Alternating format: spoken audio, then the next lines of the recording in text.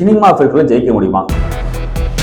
Cinema ஃபீல்டுனால சுத்தணும் plus உங்களுக்கு cinema ஃபீல்டுல ஒரு வாய்ப்பு கிடைக்குதுன்னு வச்சுக்கோங்க.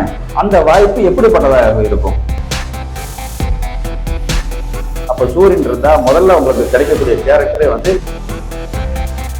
பாடலாசிரியர், நகைச்சுவை நடிகர் அப்படிங்கறதெல்லாம் புதன் தான் சொல்லுவார். அப்போ சினிமா ஃபீல்ட்ல ஜெயிக்க முடியுமா? இன்னைக்கு பல இளைஞர்கள் மற்றும் பெண்களுடைய ஒரு கனவு அப்படின்னு சொல்லலாம்.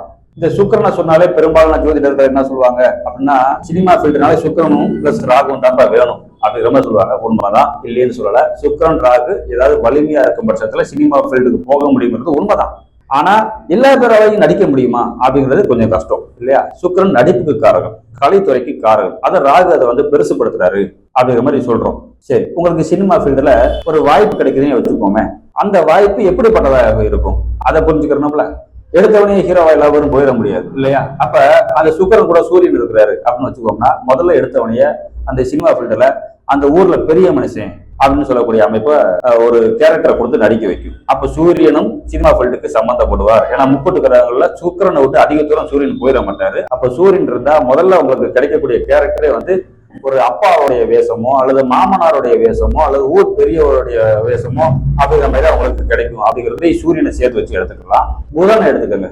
புதன் எடுத்துட்டோம்னா நீங்க கதையாசிரியர், பாடலாசிரியர், நகைச்சுவை நடிகர் அப்படிங்கிறதெல்லாம் புதன் தான் சொல்லுவார். அப்ப புதனுடைய தொடர்பு அங்க வருது அப்படிங்கிறத எடுத்துக்கலாம்.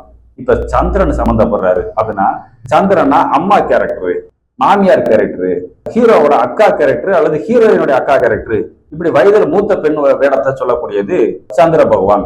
இந்த சந்திர பகவானும் சுக்கிர பகவானும் ரொம்ப நெருங்கி இருக்கிறாங்க அப்படின்னா, ஹீரோக்களே டாப் ஹீரோக்களே வந்து பெண் வேடம் கொடுத்து நடிக்கக்கூடிய அமைப்பு கொடுக்கும். நம்ம சூப்பர் ஸ்டார் ரஜினிகாந்த் கூட பணக்காரன் படத்துல 100 வருஷம் இந்த மாப்பிள்ளையும் ஒண்ணுதாங்கிற மாதிரி பாடல்கள் நடிச்சிருப்பாரு இல்லையா? அவருமே ஒரு பெண் வேடம் எடுத்து நடிக்கக்கூடிய அமைப்பை யாருக்கா இருந்தாலும் ஒரு காலகட்டத்துல கொடுக்கும் அப்படிங்கிறது இந்த சந்திரன் சுக்கிரன் சேர்க்கை சொல்லுது. இப்ப செவ்வாய் சேர்க்கை வர்றாருன்னா, இப்ப நம்ம ஏற்கனவே சொன்ன மாதிரி செவ்வாய்னா வந்து போலீஸ்காரனுடைய வேஷம் அல்லது மிலிட்ரி மேனுடைய வேஷம் அப்படிங்கிற மாதிரி எடுத்துக்கலாம்.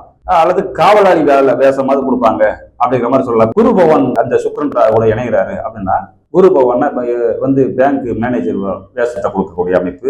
ஆசிரியர், பள்ளி ஆசிரியர், பேராசிரியர், பிரின்சிபால் உடைய வேஷம்லாம் கொடுக்கக்கூடிய அமைப்பை சொல்லலாம். சனி இருக்கிறாரா, சனியே வந்து தொடர்பு வரும்போது அந்த சினிமா ஃபீல்டுல ஒரு துப்புரவு தொழிலாளர் மாதிரியோ இல்ல வந்து ஒரு கைவண்டி ரிக்ஷா இருக்கிற மாதிரியோ சுமை தூக்குற மாதிரியோ ஒரு வேடத்தையோ வந்து கொடுக்க வைக்கும். அப்படிங்கிறத கலந்த கலவையா எடுக்கிறது தான் வந்து சினிமா ஃபீல்டு.